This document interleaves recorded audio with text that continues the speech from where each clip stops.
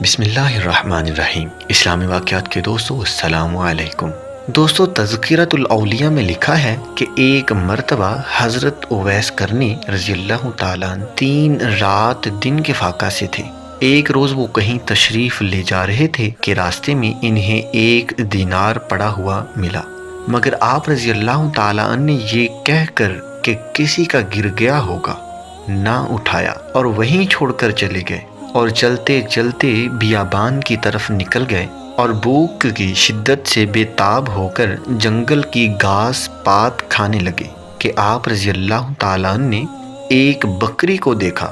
کہ جس کے منہ میں ایک گرما گرم روٹی ہے، اور وہ بکری آپ رضی اللہ تعالیٰ کے پاس پہنچ کر رک گئی اور روٹی کو آپ رضی اللہ تعالیٰ کے سامنے رکھ دیا۔ آپ رضی اللہ تعالیٰ عنہ نے یہ خیال کر کے نامعلوم کس کی روٹی اٹھا لائی ہے اس کی طرف سے منہ پھیر لیا۔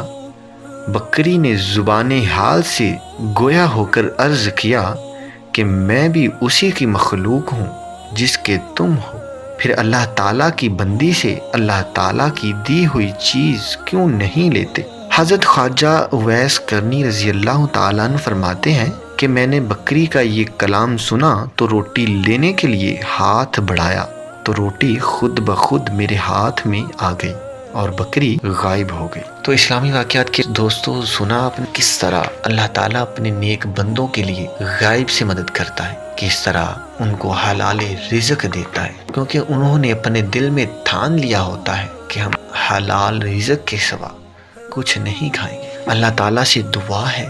کہ ہمیں حلال رزق عطا کرے۔